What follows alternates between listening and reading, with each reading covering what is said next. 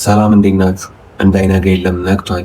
ዛሬ ከባዱን ክረምትና አስቸጋሪውን ትራንስፖርት ተጋፍጠን ከ18 ኪሎ ሜትር በላይ ተጉዘን ወደ ስራ ከ2 ሰዓት በፊት ለመግባት ጥረት የምናደርግ ይሆናል። ቻሌንጃችን 7ኛ ቀኑን ይዟል። እስከ ቪዲዮ መጨረሻ ድረስ አብራችሁን ቆዩ።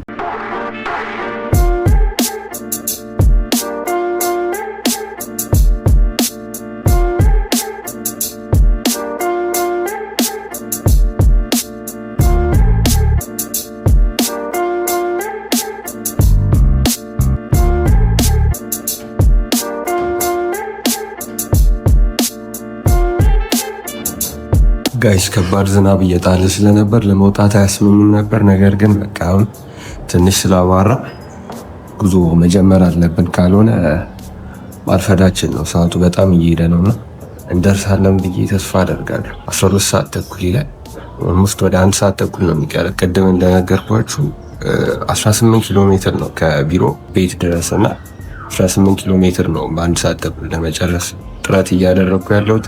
ይሳካልኛል የሚል እምነት አለኝ። አብራችሁ ቆዩ።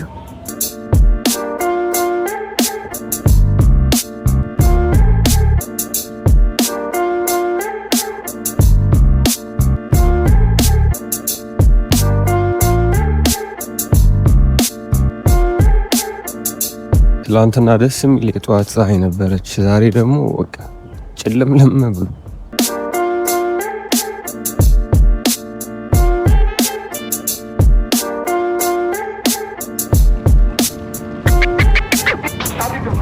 እውነት ለመናገር ዛሬ ክረምት መስሏል ትንሽ እንጂ የዘንድሮ ክረምት ያን ያክል አልነበረም።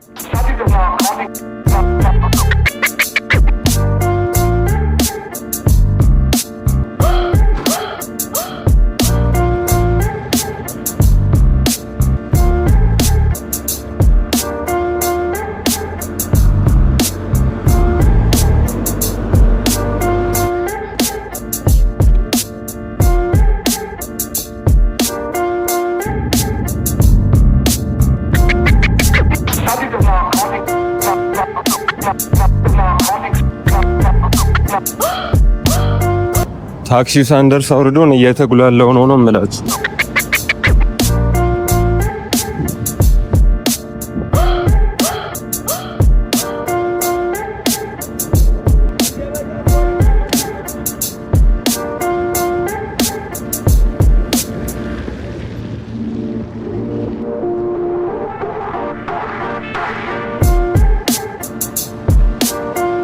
ጋይስ አሁን ባቡር ጣቢያ ደርሻለሁ። ትኬቴን በቴሌ ብር ቆርጫለሁ። በቃ እስካን አስደርጌ መግባት ብቻ ነው። ሰልፍ ምናምን አለ አልሰለፍም።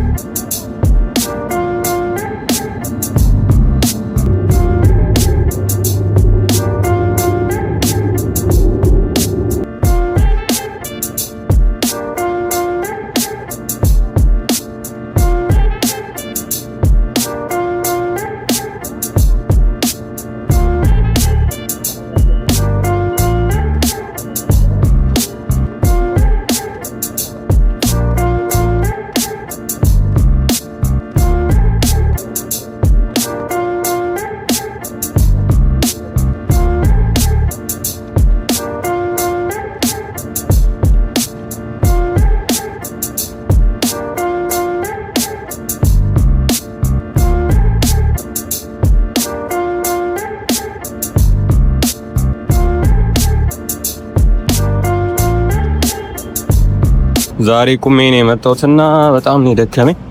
የሆነ ሆኖ ግን ደርሻለሁ ወደ ቢሮና ገብተን እናያለን። ላይፍ ግን ከብዷል ነው የምላችሁ ኢትዮጵያ ውስጥ። አሁን ታክሲ ውስጥ ስመጣ እንዳለ ሰው ጥሩ ወሬ ያወራል። መጣ ማማረር ምናምን ለኑሮ ውድነት ምናምን ነው የሚያወራው ሰውና that's the reality here in Ethiopia.